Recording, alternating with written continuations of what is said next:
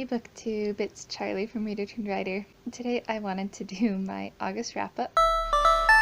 I know that my wrap-up is like super late. It's been really crazy having 3 kids and a newborn, and it's not even that I've been like too busy or anything, it's just that I was thinking about it, I'm like not ever really alone right now for very long because I can't just go into my room. We have my toddler, my 2-year-old. She takes a nap in the middle of the day still, but my 4-year-old doesn't nap anymore. And she has kind of a quiet time downstairs where she'll draw and play with Play-Doh, and a lot of times she'll watch like a show for a little while, and then we'll do something together before my toddler wakes up.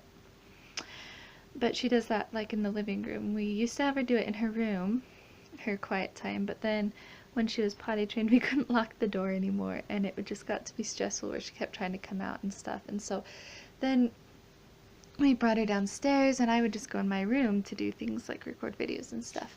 But now Riley's in there, and so and then after we put the kids down at night, my husband and I are usually together doing things, and so really the only time I have is if I wake up in the morning before the kids, which sometimes I do.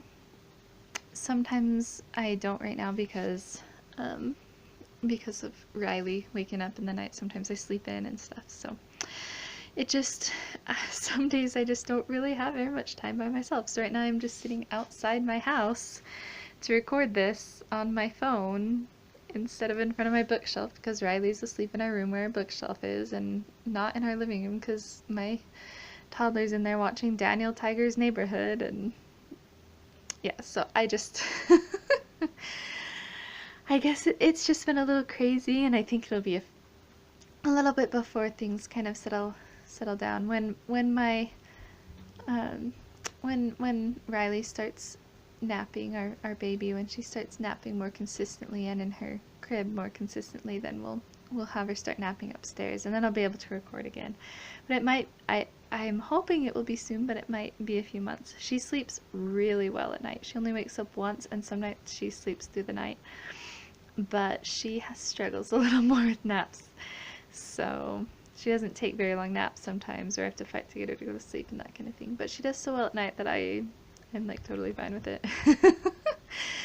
Okay, anyways, let's get to the wrap-up because I'm already like 3 minutes in. So I'm not gonna hold up any books. I only had so first of all, I read a ton of books. I read like 20 books last month because I did 2 readathons. I did the booktubeathon at the beginning of the month, which really helped me to get all the books in.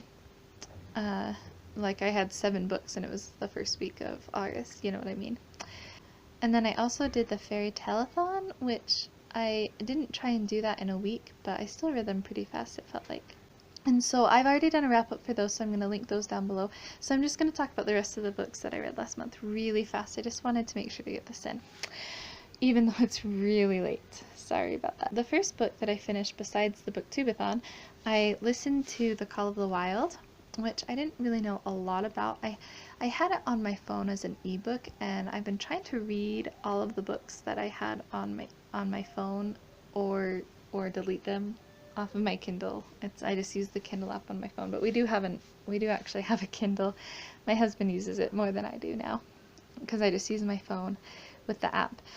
But so I listened to The Call of the Wild because I tried reading it and I just couldn't get into it. So I listened to it, and this was back when I was walking while I was pregnant. So I'd listened to it while I was walking, and it was only like 3.5 hours long or something. It's really short. It's actually, I think it's considered a classic novella.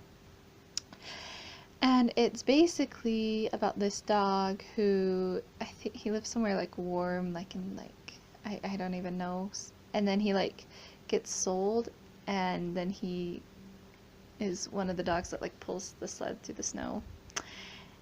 And I didn't like it. If it had been longer, even by like an hour or 2, I probably wouldn't have finished it. But by the time I was like, I don't want to finish this book, I was like more than halfway through, so I was like, I might as well just finish the last hour or whatever. And so listening to it at time and a half wasn't too bad, but it was just boring to me. Nothing happened really. There like a few little things happened, but nothing really happened, so the plot was boring. And then the characters, I just didn't care. I didn't care that much about dogs. Maybe it's because I'm not really an animal person. Like, I don't not like animals. I just am not like an animal person. I don't want like pets and stuff because they're too much work for how much I like them. I don't know. Like, it's not like I don't like animals. Like, when we go over to my in-laws' house, they have cats and dogs, and it's fine, you know, like I'll pet them and stuff, but I just not like a huge animal person, and so I think that's why I didn't like it. Anyways, I only gave it 2 stars because I was like, this is boring.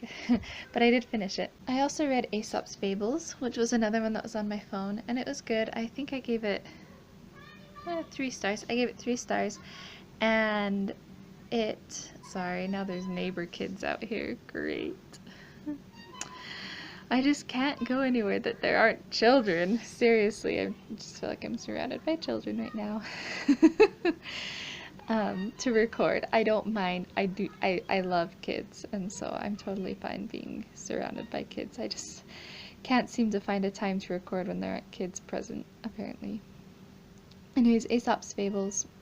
Some were great, you know, like the famous ones, and some were good that weren't famous, and some of them were just like meh. But yeah, 3 stars.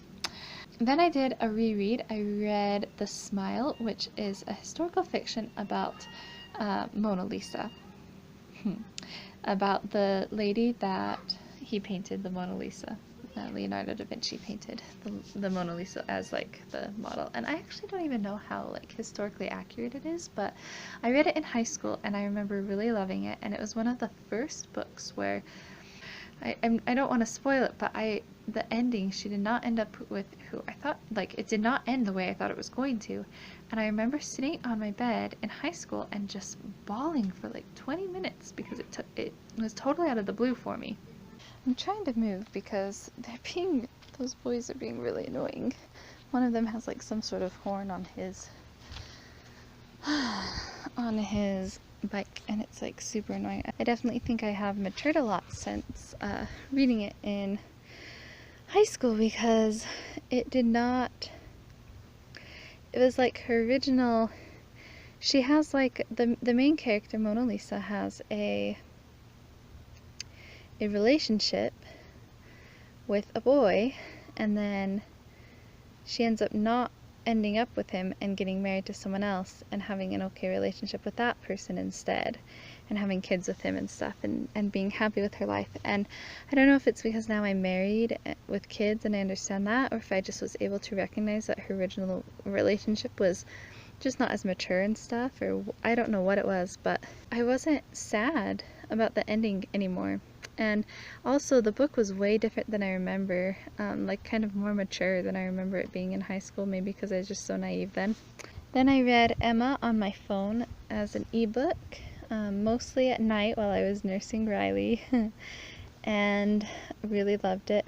5 stars. I really enjoy the way that Jane Austen writes characters in all of the books that I've read by her, and Emma was no exception. I think that Jane Austen is very clever with her characters and really fleshes them out, and even the side characters, they're all like really kind of quirky but realistic at the same time, and so I really like that. I also really love Emma. I love the plot with her trying to set up people on dates. Not on dates, but like set them up together. And I think I like that because I can kind of relate to that, because in high school I was always setting people up, and I still like wish I've never actually set someone up that's ended up together, but I like think it would be so cool to do that. And so then I also read The Story of Dr. Dolittle, and I gave it 3 stars. I wasn't really that impressed with it. It wasn't bad, but I don't know, it just didn't click for me. I was just like kind of bored with it.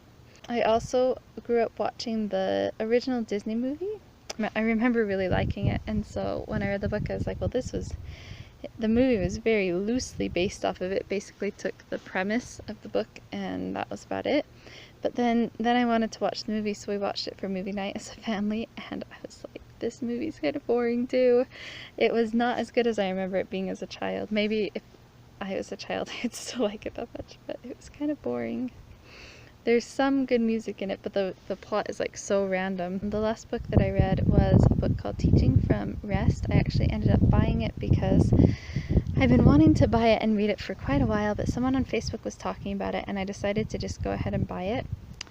Yeah, I absolutely loved it. It's basically a book about, it's for homeschooling moms, or I guess it's for any mom, but it's the target audience is homeschooling moms, and it just is a message to slow down.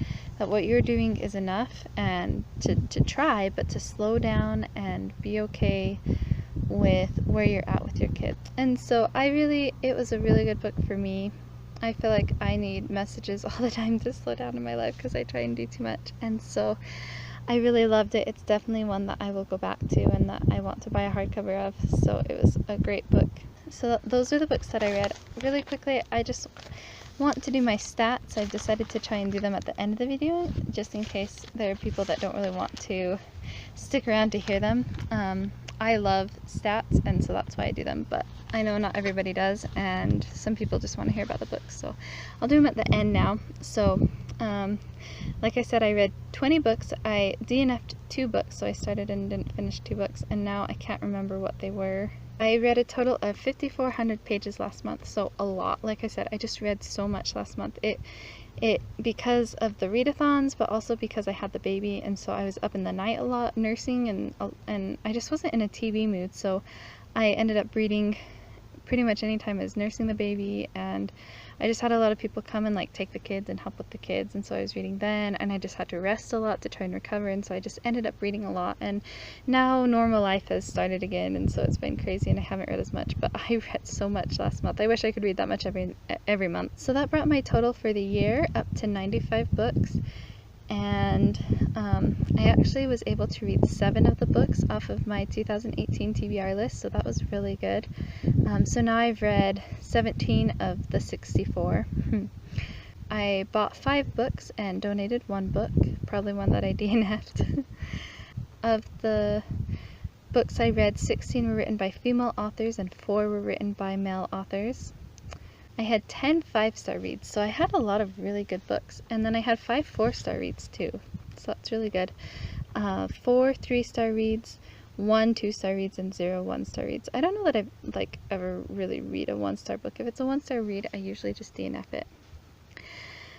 2 of the books I read were from the library. I owned 11 of them. 5 were ebooks on my Kindle app, and 2 were audiobooks. Genres, I read 4 classics, so that was great. 2 fantasy, 1 mystery, 2 romance, 2 contemporary, 2 sci-fi, which is unusual for me. It's partially because I read Cinder, which is a sci-fi that I actually really wanted to read and enjoyed a lot. And 1 historical fiction. 6 of them are retellings, like fairy tale retellings, because of the fairy telethon. 1 was an anthology, and 1 was a self-help book, The Teaching from Rest. So I read 19 fictional books and 1 non-fiction. And that was my reading month. It was a really good one. Even though it's really late, I was excited to do it, to share it. So yeah, it's really hot right here, so I'm gonna go, and I will see you in the next video.